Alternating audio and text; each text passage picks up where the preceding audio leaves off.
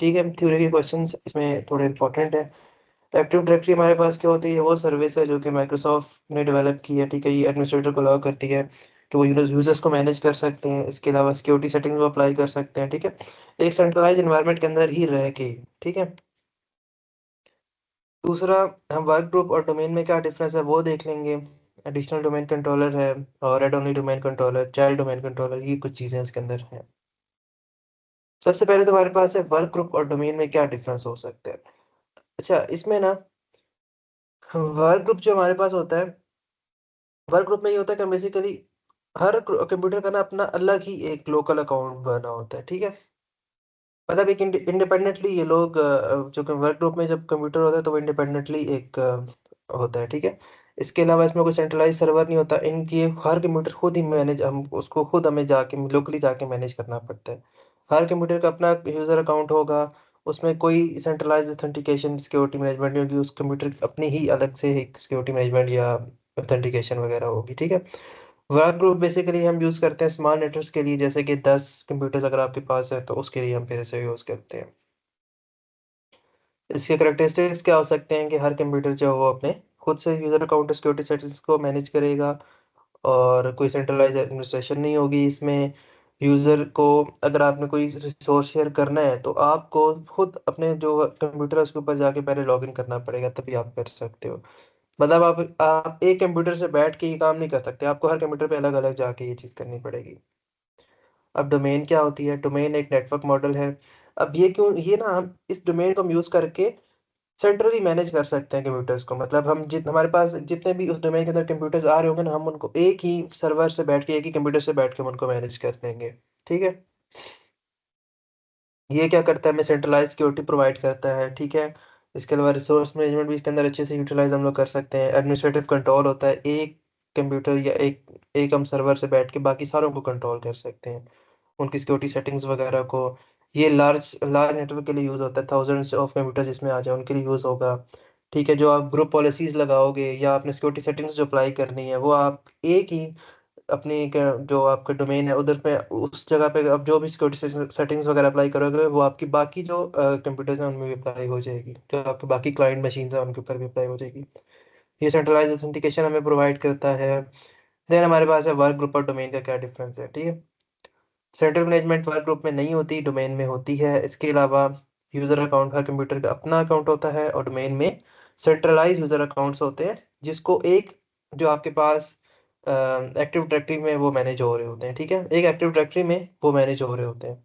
Security control work group का individual security settings होती हैं, डोमेन की क्या होती हैं, उनको हम सेंट्रली मैनेज कर रहे होते हैं सिक्योरिटी पॉलिसीज को। ठीक है, लॉगिन प्रोसेस, यूज़र को खुद अलग से लॉगिन करना पड़ता है।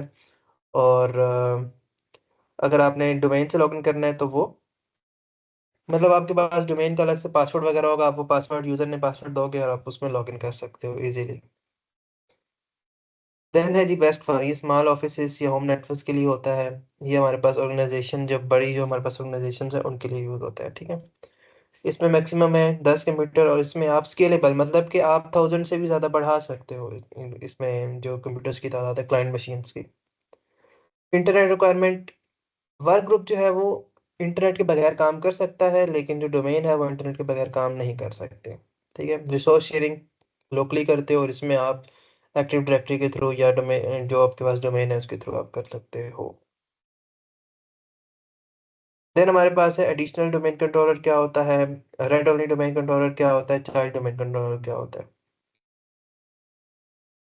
अच्छा, अब्दुल्ला भी ये अभी आपने पढ़ाने हैं। ठीक है, additional domain controller, child domain controller, और ये जो है ये बस इनका ओवरव्यू देना है आपने जस्ट।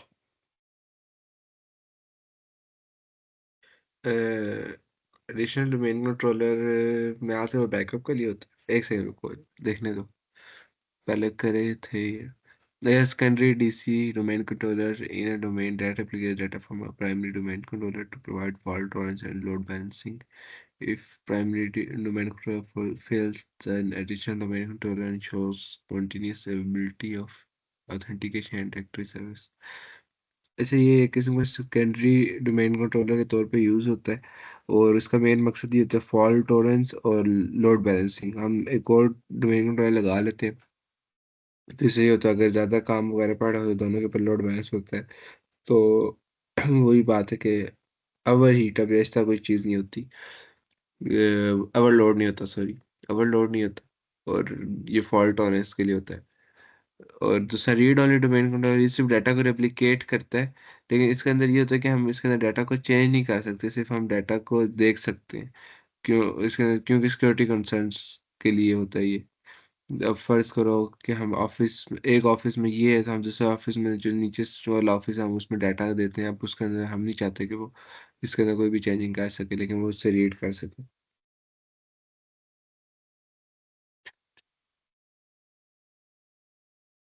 और then child child domain controller, हाँ, बताओ जब बताओ। छोटे डोमेन के अंदर, यानी कि सब डोमेन के अंदर जो डोमेन कंट्रोलर होता है वो चाइल्ड डोमेन कंट्रोलर होता है। ठीक है, इसी कैरेक्टरिस्टिक्स भी बता दो।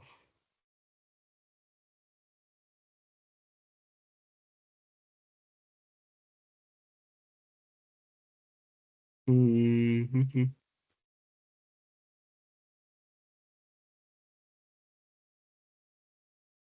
सब domain with an existing domain provide delegation of administrative tasks within the organization, help in organizing and managing large enterprise networks, inherit security policies from parent domain, but can have its own policies as well. सही। अच्छा, इसमें वो ये कह रहे हैं कि last वाले पॉइंट में कि उसकी वो पॉलिसीज को इनहेरिट करेगा अपने जो डोमेन कंट्रोलर है, जो प्राइमरी डोमेन कंट्रोलर है उससे, या जो उसका पेरेंट डोमेन है, लेकिन उसकी अपनी पॉलिसीज भी हो सकती हैं। ठीक है, और ये मैनेज ऑर्गेनाइज करने के लिए यूज होता है बड़े जो लार्ज नेटवर्क्स हैं उनको। ठीक है। देन ये खैर आप लोग खुद पढ़ सकते हैं, इसका इशू नहीं है, वही चीज़ें जो हम लोगों ने बताई हुई हैं। एक दफ़ा हम इसे पढ़ लेते हैं। पर्पज इसका क्या, इसका पर्पज है एडिशनल डोमेन कंट्रोलर का बैकअप और रिडंडेंसी। ठीक है। और रेड ओनली का क्या है, रेड ओनली सिर्फ उस डाटा को एक्सेस कर सकता है। ठीक है, उसमें कुछ जो है चेंजेस वगैरह नहीं कर सकता। चाइल्ड डोमेन कंट्रोलर क्या है कि एक सब डोमेन क्रिएट हो जाती है विद इन एग्जिस्टिंग डोमेन। जैसे फॉर एग्जाम्पल हमारी डोमेन है hafiz.com, उसके अंदर एक और सब डोमेन क्रिएट हो जाएगी, तो हम उसे चाइल्ड डोमेन कंट्रोलर कहेंगे। डाटा रेप्लिकेशन, एडीसी के अंदर फुल बाई डायरेक्शनल रेप्लिकेशन होती है, बाई डायरेक्शनल रेप्लिकेशन होगी।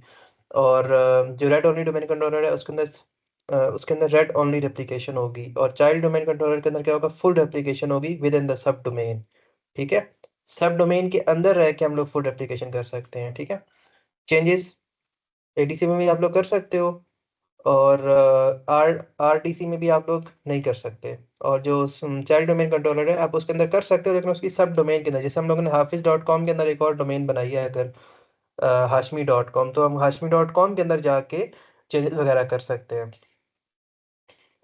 बेस्ट फॉर किसके लिए होता है, एडीसी हमारे पास लोड बैलेंसिंग या फॉल्ट टर्नर्स के लिए होता है, और जो आरओडीसी है वो हमारे पास होता है रिमोट ऑफिस के लिए, या जहाँ पे हमें सिक्योरिटी की इतनी ज़रूरत नहीं होती।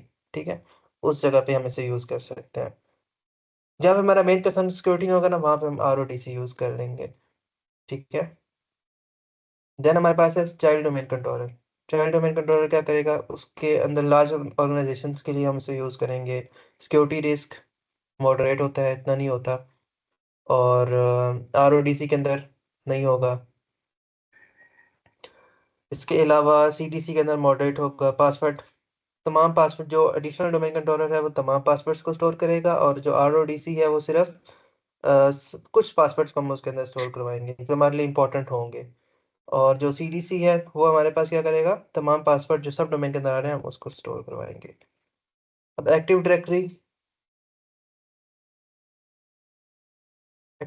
डोमेन कंट्रोलर है हमारे पास, तो अगर देख लेते हैं।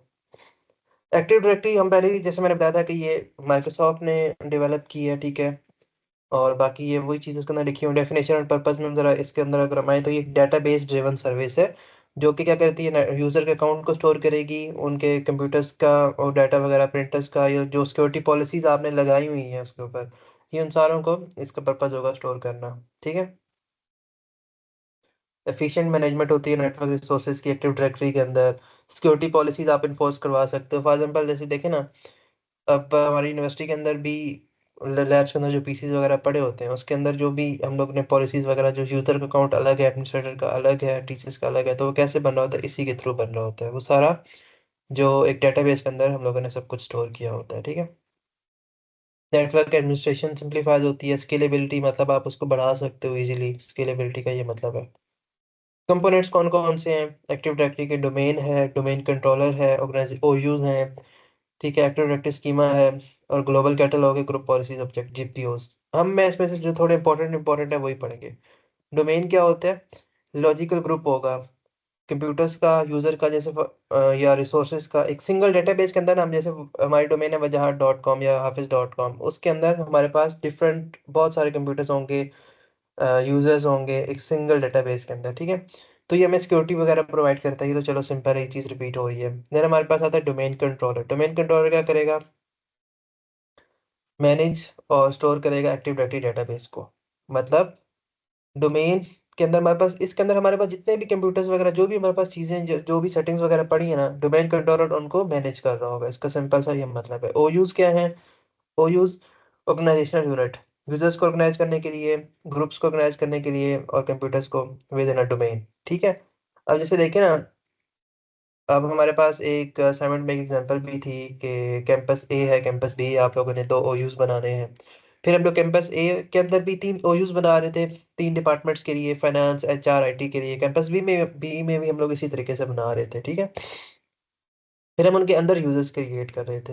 तो ओयू ऑर्गेनाइज ऑर्गेनाइज करता है यूजर्स को, ग्रुप्स को और कंप्यूटर्स को विद इन अ डोमेन। इसका सिंपल ये मतलब है। फिर हम आते हैं ग्लोबल पॉलिसी ऑब्जेक्ट्स के ऊपर। ये आप लोगों ने पढ़ लेने हैं, लेकिन ये मैं ग्लोबल पॉलिसी ऑब्जेक्ट, जीपीओ जिसे हम कहते हैं, ठीक है। अब ये क्या करेगा जीपीओ? जो हम लोगों ने सेटिंग्स वगैरह अप्लाई की हैं, जो हम लोगों ने पॉलिसीज लगाई हैं, वो इनको इन्फोर्स करवाएगा, ठीक है। उनको नाफिज करवाना, जैसे हमारी पुलिस है ना, पुलिस क्या करती है? पॉलिसीज हम्म, वगैरह जो भी हुकूमत की है, उनको इन्फोर्स करवाती है, इसी रिश्वत तरह लेती है। जीपीओ का भी यही काम है। बिल्कुल बिल्कुल। अभी की वो ना आ जाए ना, क्योंकि हम लोगों ने यूट्यूब पे भी अपलोड करनी है ना। अच्छा, बेनिफिट्स क्या है यूजिंग एक्टिव डायरेक्टरी के? सेंट्रलाइज मैनेजमेंट है, यूजर ऑथेंटिकेशन है, स्केलेबिलिटी है, ये सारी चीजें हम लोग ऊपर डिस्कस कर चुके हैं। सिंगल साइन ऑन है, एक सिंगल साइन ऑन से आप जितने आप आपने ना एक सिंगल साइन इन किया, और आप सारे जितने भी आपकी डोमेन के अंदर पीसीज, आप उन सारों को एक्सेस कर सकते हो। उसका ये बेसिकली मतलब है, ठीक है। एडीडीसी क्या होता है? डोमेन कंट्रोलर, हम उसके ऊपर जिक्र भी कर रहे थे, ठीक है। बस हम आने लगे हैं मेन टॉपिक की तरफ भी आने लगे। डोमेन कंट्रोलर हमारे पास क्या है? ऊपर वही स्टोर करेगा, मैनेज करेगा, यूजर को ऑथेंटिकेट करेगा। डोमेन कंट्रोलर क्या करेगा? यूजर को ऑथेंटिकेट करेगा, यूजर के अकाउंट्स को, और उसके जो और बाकी उसके अलावा स्टोर भी करेगा, उनको मैनेज भी करेगा। अब किस किस यूजर को आपने कौन सी पॉलिसी, कौन सी परमिशन देनी है, कौन सी नहीं देनी है। जैसे फॉर एग्जाम्पल देखें ना, हमारे जो लैब्स में कंप्यूटर्स वगैरह पड़े होते हैं, उनमें उन्होंने पॉलिसी लगाई होती है कि आप इस वेबसाइट को एक्सेस नहीं कर सकते। आप जो है, जो यूज़र है वो कोई भी ऐप है इंस्टॉल नहीं कर सकता। तो ये सारी पॉलिसीज कौन लगा रहा है? डोमेन कंट्रोलर लगा रहा है, ठीक है। एक एक्टिव डायरेक्टरी के अंदर, एक डोमेन के अंदर रहते हुए ये सारी पॉलिसीज हम लोग लगा रहे होते हैं, ठीक है ना। सिर्फ ये क्या इंश्योर करता है? अगर आप देखें ना, एडमिनिस्ट्रेटर के अकाउंट से जब आप लॉग इन करेंगे ना लैब के किसी भी पीसी में, तो आप लोग कर सकते हैं। मतलब कोई भी, अगर आप लोगों ने, क्या नाम है इसका, ऐप अगर आप लोगों ने इंस्टॉल करनी है, तब आप कर सकते हैं।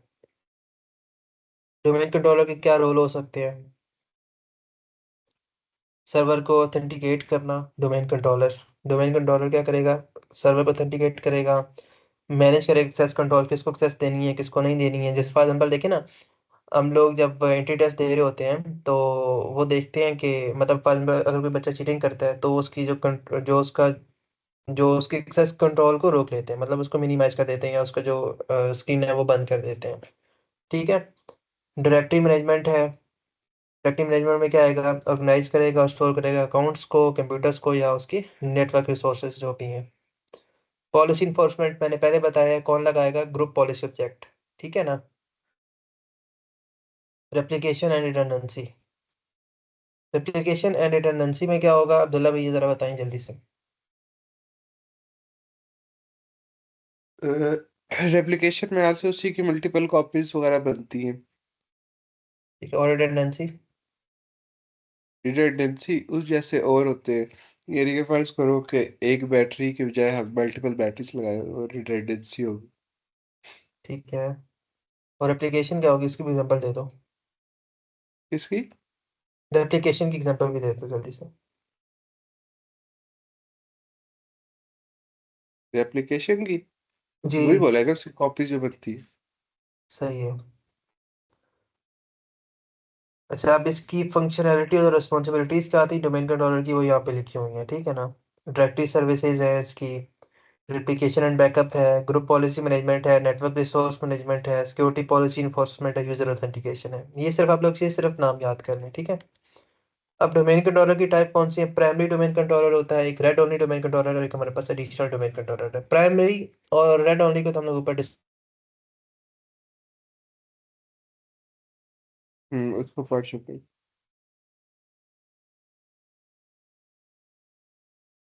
जब भी आपकी आवाज चलेगी है।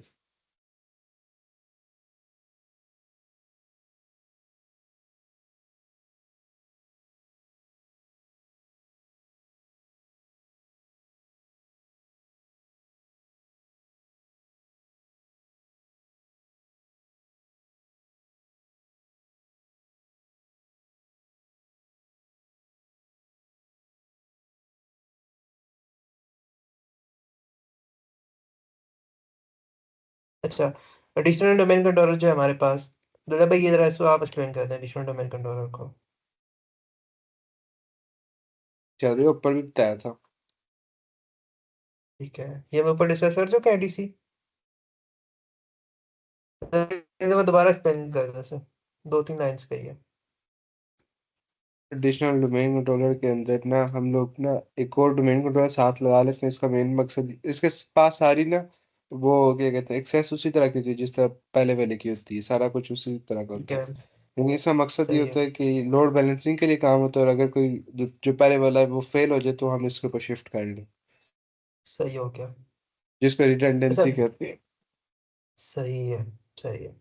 देन हमारे पास है कि हम लोग एक्टिव डायरेक्टरी डोमेन एडीडीएस को हम लोग इंस्टॉल कैसे करेंगे। इसके कुछ स्टेप्स हैं, मैं आप लोगों को वैसे पहले बता देता हूँ कि हम लोगों ने हम जबानी बता रहा हूँ क्या करना है। सबसे पहली चीज़, आप लोगों के पास जो ऑपरेटिंग सिस्टम है वो 2016 का और 2019 का। वैसे 2019 का जो है विंडोज सर्वर वो बेहतर होगा। प्रोसेसर आप लोगों के पास 64 बिट प्रोसेसर होना चाहिए, 1.4 गीगाहर्ट्ज का। रैम आप लोग जब आप लोग VMware के अंदर बनाएंगे तो 6 GB की आप लोगों ने रैम देनी है, और जो रोम है या डिस्क स्पेस जो है वो 100 GB की होनी चाहिए, ताकि वो स्मूथली रन कर सके। तो सबसे पहले हम लोग क्या करेंगे, हम लोग ओपन करेंगे इसे,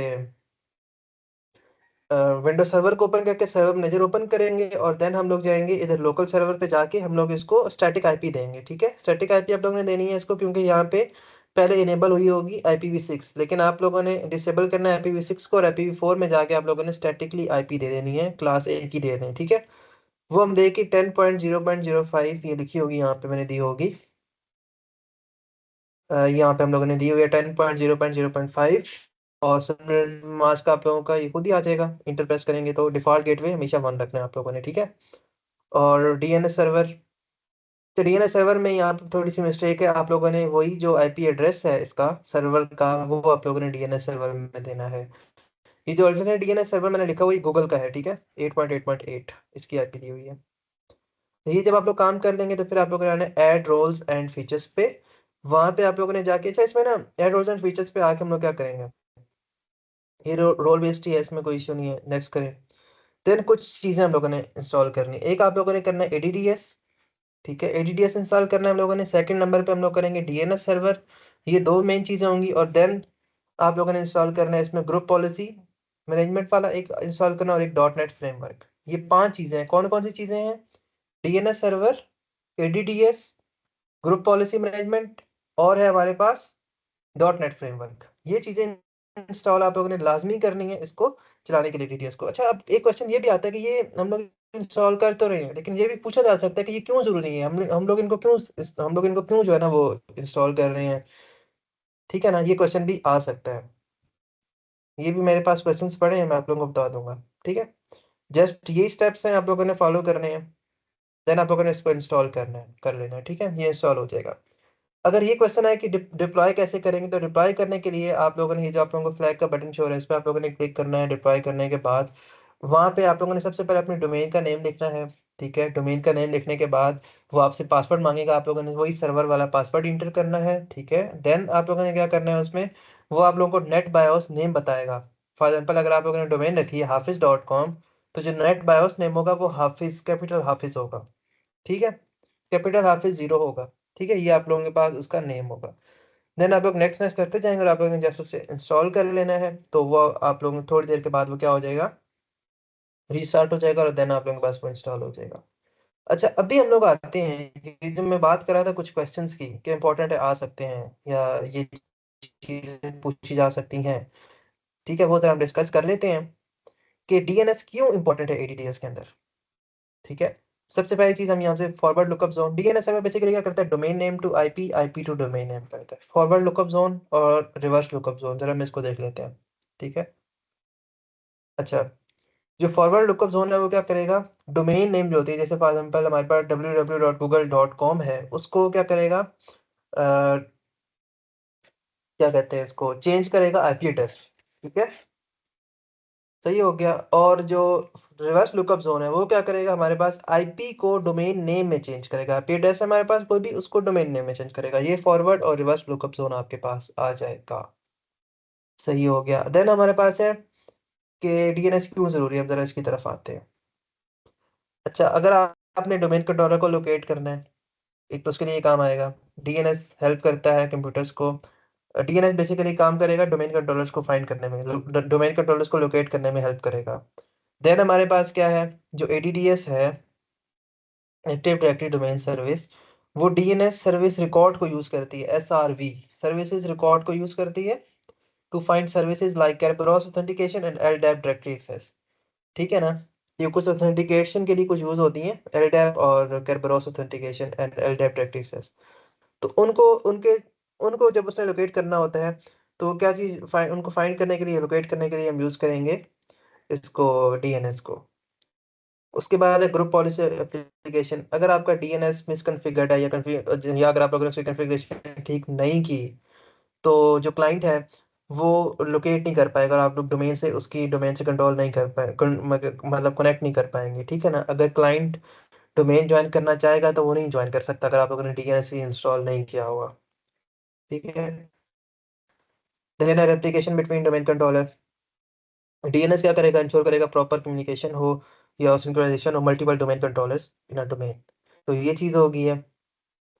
अच्छा, देन है डीएनएस अलाउ करेगा एडमिनिस्ट्रेटर को कि वो रिसोर्स मैनेज कर सके रिसोर्सेज को using human readable domains and instead of IP address. अब देखिए ना, अगर हम आईपी एड्रेस लिखे हमें याद हो सकता है, नहीं याद हो सकता।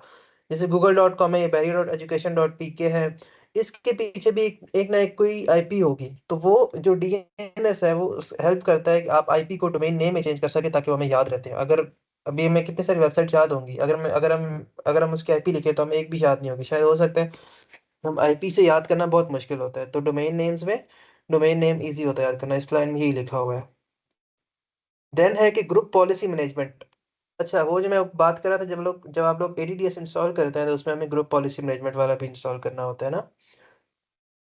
तो वो क्या करेगा, ग्रुप पॉलिसी मैनेजमेंट हमें अलाउ करता है एडमिनिस्ट्रेटर को to define and enforce security setting, जैसे हम लोग जीपीओ की उधर बात कर चुके थे। डिफाइन करेगा और इन्फोर्स करेगा सिक्योरिटी सेटिंग्स को, यूजर को उसमें कौन कौन सी परमिशंस देनी है, कौन सी नहीं देनी है, और सिस्टम की कॉन्फ़िगरेशंस वगैरह कर सकता है cross domain joint computers. For example आपका एक अगर आपने किसी भी कंप्यूटर की, जैसे हमारे लैब में बैठे होते हैं, ठीक है, तो वहां से एक कंप्यूटर से बैठ के वो सारों के अगर उन्होंने किसी कंप्यूटर की कोई कॉन्फ़िगरेशन वगैरह करनी है, कुछ भी करना है, तो वो ये काम भी ग्रुप पॉलिसी मैनेजमेंट का ही है। ठीक है, अगर आपने पासवर्ड रूल अप्लाई करना है, जैसे उसमें थोड़ा क्या कहते हैं, टेक्स्ट का और लेटर्स का मिक्स होना चाहिए, तो वो काम भी कौन करेगा, ग्रुप पॉलिसी मैनेजमेंट वाला ही करेगा। ठीक है, अगर आपने अनऑथराइज्ड एप्लीकेशंस को ब्लॉक करना है, ठीक है, या किसी वेबसाइट को आप लोगों ने ब्लॉक करना है, तो वो भी इसी के थ्रू होगा।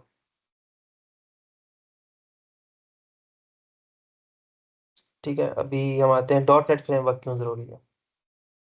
डॉट नेट फ्रेमवर्क हमारे पास इसलिए ज़रूरी है, एक तो ये पावरफुल मैनेजमेंट टूल है। डॉट नेट फ्रेमवर्क के अंदर हमारे पास लाइब्रेरीज होती हैं जो कि एडीडीएस के लिए ज़रूरी है हमारे पास। ठीक है, जो कि यूज़र्स को मैनेज करने के लिए हमें ज़रूरत पड़ती है कंप्यूटर्स को, और जो परमिशन आपने देनी है एक्टिव डायरेक्टरी के अंदर, वो सारी की सारी जो मेन लाइब्रेरीज हैं वो किसके पास है, डॉट नेट फ्रेमवर्क के पास है। ठीक है। एप्लीकेशन इंटीग्रेशन, अब देखें इसमें ना कुछ जो डॉट नेट फ्रेमवर्क है, simplify the development of app that use active directory for authentication and secure access.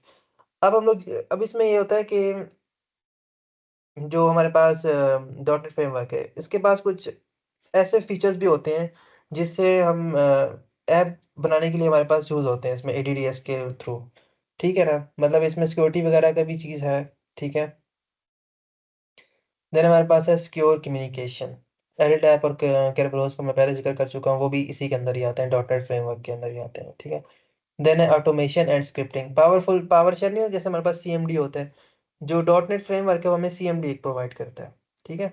तो वो भी, जो उसका सीएमडी होता है सर्वर का, वो किस चीज़ को, वो किससे मिलकर बना होता है, डॉट नेट फ्रेमवर्क से, तो वो भी इसी को ही जो है ना वो कर रहा होता है।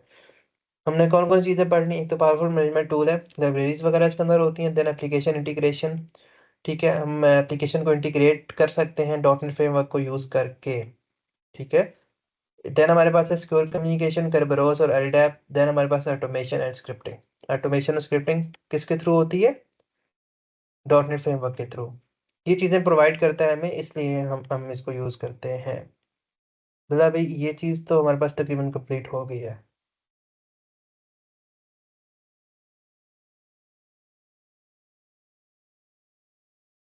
मतलब